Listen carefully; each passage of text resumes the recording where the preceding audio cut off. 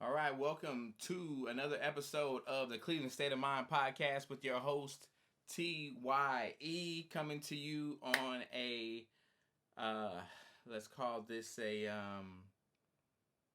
manic Monday, a amazing Monday after a meltdown. Cleveland Browns play the New York Jets and lose. Final score 31-30. Basically, it was a just meltdown of epic proportions. Uh, so, what I want to talk about is not only the meltdown itself, but the aftermath of the meltdown. It's been crazy. Initially, I said, I'm not even going to post anything. I don't want to talk about it. No comment, plead the fifth. Then, press conferences come out.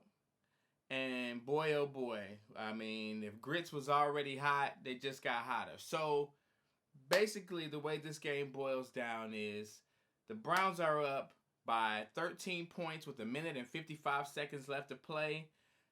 A 66-yard touchdown pass is completed, thrown by Joe Flacco to Corey Davis. The coverage looks like it was more broken than, I don't know, then it was broke as a joke on Endo Smoke is basically what it was. The coverage looked like Denzel Ward was supposed to be the cover man. He was the only guy in the area when you watch the tape back. Apparently, we find out in the press conferences after it was supposed to have been some kind of two-man high zone, and Grant Delpit should have been the guy that was back there. And guess what? Denzel Ward had no issue with ratting him out. Also, there was another touchdown in that game, a pass in the flat. Very similar situation where it looks like Grant Delpit or one of the safeties was supposed to come over. Denzel was supposed to take the guy cutting to the inside. The moral of this story, fans, is there is disarray in the secondary. These guys don't know the calls, and it kind of looks like from a fan's perspective, the calls don't make sense anyway. Literally, on the play for 66 yards from Flacco to Corey Davis, Denzel Ward allows Corey Davis to run right by him. This makes no sense, like a credit card. I'm trying to figure out, if I'm Denzel Ward, why wouldn't I just say to myself, you know what? Clearly, the coverage is blown. Grant Delpit or whoever doesn't know where they're supposed to be. But I know that it doesn't make good sense for me to let this guy run right by me. So, hey, maybe I'll cover him. Maybe I'll flow back a little bit out of my assigned area. Because if Corey Davis catches a pass, there's nobody behind me. That's a touchdown. Guess what? It was a touchdown. The Browns melted down, giving up 14 points in a minute and 55 seconds to lose. And trust me, there was plenty of blame to go around, okay? People want to blame it on Nick Chubb because Nick Chubb scored a touchdown late in that fourth quarter with a little less than 2 minutes to play. It's not Nick Chubb's fault. As far as Nick Chubb knows, math still works like math, and there's less than 2 minutes left in the game, and we're up now by what should have been 14 points if the extra point had been made by K. York, who missed. So, boom, special teams has joined the chat. Missed the extra point.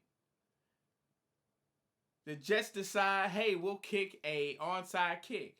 Boom! Special teams has joined the chat. They kicked the ball on a spin kick to the side where Amari Cooper was, and he basically just got ushered out of the way. Jets recover the ball. Then, boom! Touchdown play, given up. Browns are now down because extra point was missed. The defense flaked. And then guess what? To end the game, Jacoby Brissett throws an interception.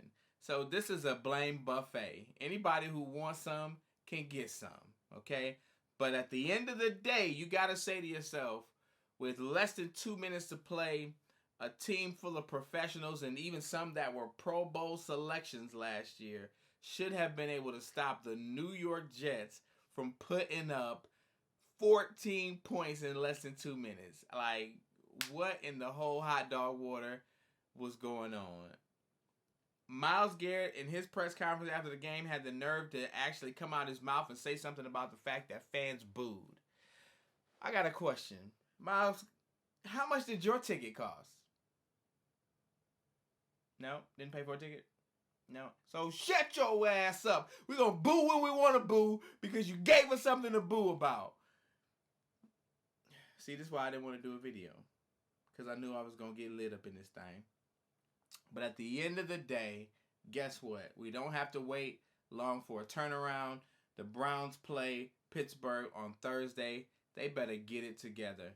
And I'm going to tell you right now, I don't want to see anything that doesn't look like man-to-man coverage. Denzel Ward is one of the, if not the highest paid cornerback in the league, playing zone.